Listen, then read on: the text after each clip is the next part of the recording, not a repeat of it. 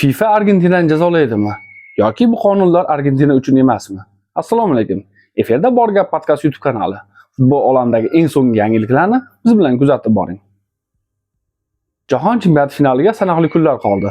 Ammo finaldan ham ko'proq muhokama qilinayotgan mavzu Argentina futbolchilarining siyosiy banner ko'targani. Angliya ustidan qozonilgan g'alabadan keyin Argentina futbolchilari qo'llarida Malvin orollari, Argentina orollari degan banner bilan suratga tushdi. Bu oddiy banner emas, bu Argentina va Buyuk Britaniya o'rtasida o'nlab yillardan beri davom etayotgan hududiy bahsning ramzi.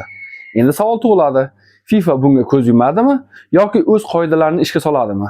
FIFA yillar davomida bitta gapni takrorlab keladi. Futbol ichida siyosatga o'rin yo'q.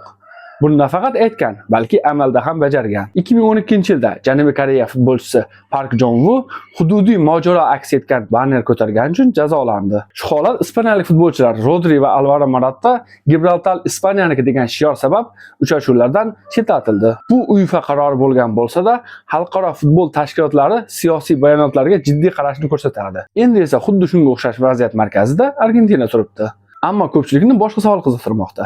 Argentina bo'lgani uchun FIFA boshqacha qaror qabul qilmaydimi? Bu savol bejiz paydo bo'layotgani yo'q. So'nggi yillarda FIFA prezidenti Gianni Infantino Lionel Messiga bo'lgan hurmatini bir necha bor ochiq namoyish qilgan. U hatto intervyulardan birida Argentina o'yinlarini tomosha qilayotganda men bugun Argentina uchun azob chekdim, lekin neytralman degan mazmunda fikr bildirgan. Aynan shu gap futbol muxlislari orasida katta bahs uyg'otgan. Yana bir holat ko'p muhokama qilingan. Messi FIFA tadbirlarida Infantino bilan juda yaqin muloqot qilgani, hatto FIFA rahbari ishlaydigan hududlarda u bilan alohida uchrashuvlar o'tkazganini ijtimoiy tarmoqlarda ko'p muhokama qilingan.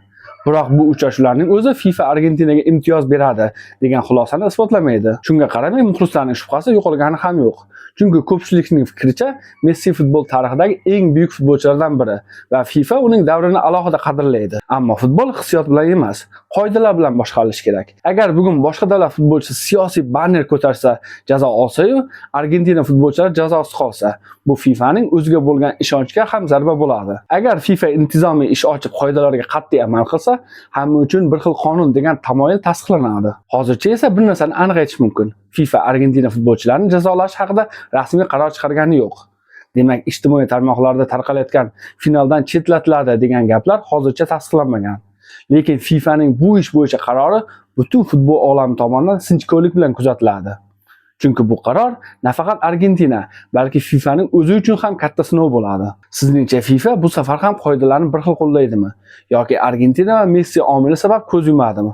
Fikringizni izohlarda yozib qoldiring. Siz bilan Bor Gap podkast bo'ldi. Kanalga obuna bo'ling, like bosing, bizni qo'llashda davom eting. Xayr, salomat bo'ling.